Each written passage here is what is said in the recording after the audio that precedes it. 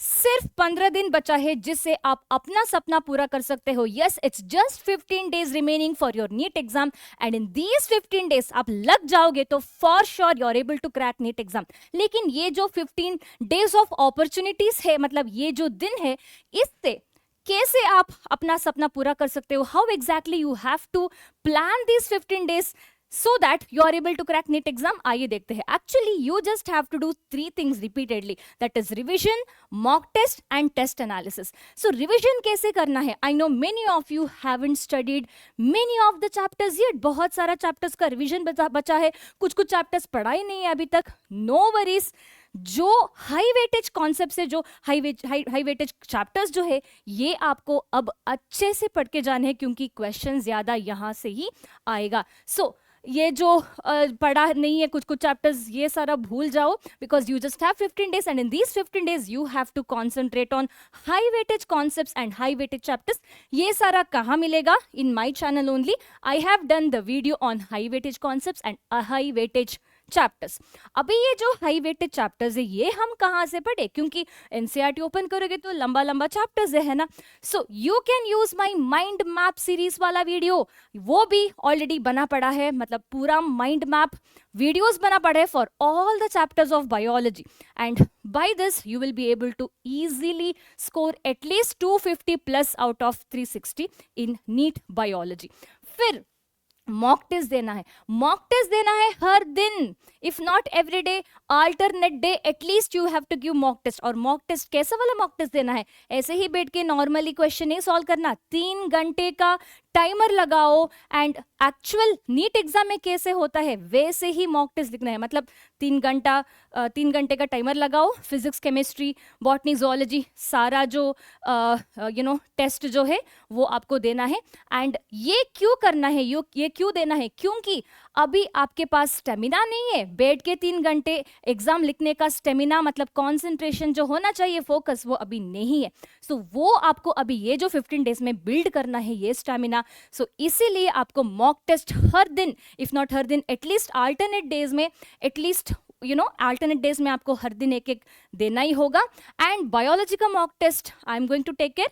So I will be giving you 5 botany, 5 zoology का mock test and with the help of this mock test you can get the stamina of writing NEET exam. Okay, फिर test analysis करना है। मतलब after every mock test आपको अपना गलती पता होना चाहिए, वीकनेस पता होना चाहिए, आप कितना पानी में है आपको पता होना चाहिए, है ना। So this is why it's very important to do test analysis.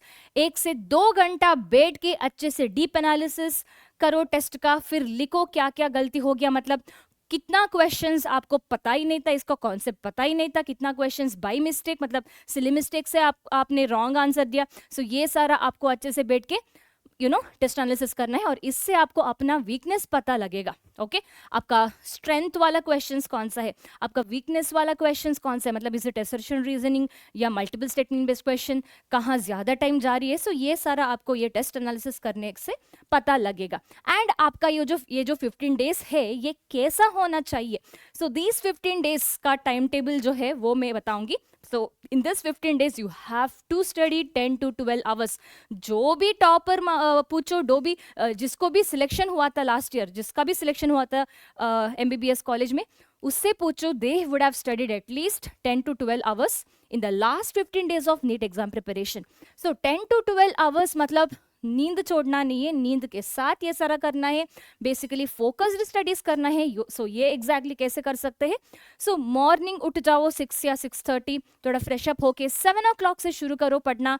So 7 to 10 AM study physics मतलब फिजिक्स का रिविजन कर लिया, कॉन्सेप्ट्स रिवाइज कर लिया, थोड़ा क्वेश्चन भी सॉल्व कर लिया, फॉर्मूला शीट का रिविजन कर लिया। इसके बाद नेक्स्ट 3 hours मतलब हाफ एन आवर का ब्रेक ले लो, फिर 10:30 to around 1:30 study chemistry, start organic chemistry and then go with the inorganic chemistry, physical chemistry। इसके बाद नेक्स्ट 3 hours मतलब आधा घंटे का फिर से ब्रेक ले लो, फिर 2 to 5 PM मॉक टेस्ट लिखो। ब्रेक मतलब यहाँ खा सकते हैं, खाना खा सकते हैं, नहाना धोना ये सारा कर सकते हैं ना। So 2 to 5 PM give mock test. So देखो टाइमिंग मॉक टेस्ट का, इसी टाइम आपको अपना नीट एग्जाम भी होता है ना। फिर 5 to 6 PM बैठ के टेस्ट एनालिसिस करो, मतलब कहाँ कहाँ गलती हो गया, कितना क्वेश्चंस आउट ऑफ एनसीईआरटी आ गया था, कितना क्वेश्चंस आप सारा भूल गए हो। सो ये सारा अच्छे से करना है। फिर 6 to 9 PM बैठ के बायोलॉजी पढ़ना है। बायोलॉजी का रैपिड रिवीजन करो। You can use your hand written notes, या मेरा माइंड मैप हो गया, या एनसीईआरटी का रीडिंग लगा लो। सो कुछ भी करो, लेकिन अच्छे से बायोलॉजी ये टाइम आपको पढ़ना है। And next 1 hour you can take a break of dinner और something, and then 10 to 11 PM, मतलब सोने से पहले 1-2 घंटा फिर से एक बार फॉर्मूला शीट का रिवीजन करो। मतलब केमिस्ट्री का हो गया, फिजिक्स का हो गया, या बायोलॉजी का एग्जाम्पल्स रिवाइज कर लिया, जल्दी से जल्दी एक बार गो थ्रू कर लिया। And then plan for the next day, मतलब नेक्स्ट डे क्या क्या पढ़ना है और मॉक टेस्ट कैसे देना है। सो ये सारा करो। So this is going to be your ideal days for next 15 days of your NEET exam preparation. So I hope this is most realistic plan that I can give you, and I hope this video is helpful. Let's meet in the next class, next video. Until then, bye bye.